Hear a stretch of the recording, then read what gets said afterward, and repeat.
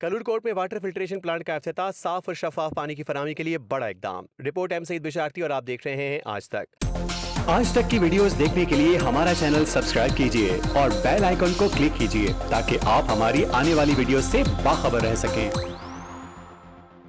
बखर वजीर आला पंजाब मोहतरमा मरीम नवाज शरीफ के विजन के मुताबिक शहरियों को साफ और शफाफ पानी की फराहमी यकीनी बनाने के लिए वाटर फिल्ट्रेशन प्लांट्स के मंसूबों पर तेजी से अमल दरामद जारी है। कमिश्नर सरगोदा डिवीजन मोहम्मद जहांजेब बावा ने तहसील कलूर कोर्ट में सरगोदा रोड पर वाटर फिल्ट्रेशन प्लांट का इफ्तिताह किया।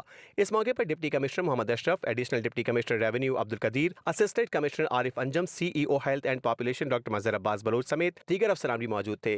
इफ्तिताह के दौरान कमिश्नर सरगोदा ने प्लांट के फनी और इंतजामी पहलुओं का तफसीली जायजा लिया और मुताल्लिका हुकाम को हिदायत की कि मंसूबे के मुताबिक शहरियों को साफ, महफूज और मयारी पीने का पानी फराहम किया जाए। कमिश्नर मोहम्मद जहांजेब बावा ने कहा कि वाटर फिल्ट्रेशन प्लांट मकामी आबादी की सेहत के मयार को बेहतर बनाने के लिए इंतहाई अहम है और ऐसे मंसूबों की बरवक्त तकमील हुकूमत पंजाब की तरजीहात में शामिल है। मौके पर मौजूद अफसरान ने पानी के मयार, प्लांट की कारकर्दगी और इसकी देखभाल के निजाम के हवाले से तफसीली ब्रीफिंग भी पेश की।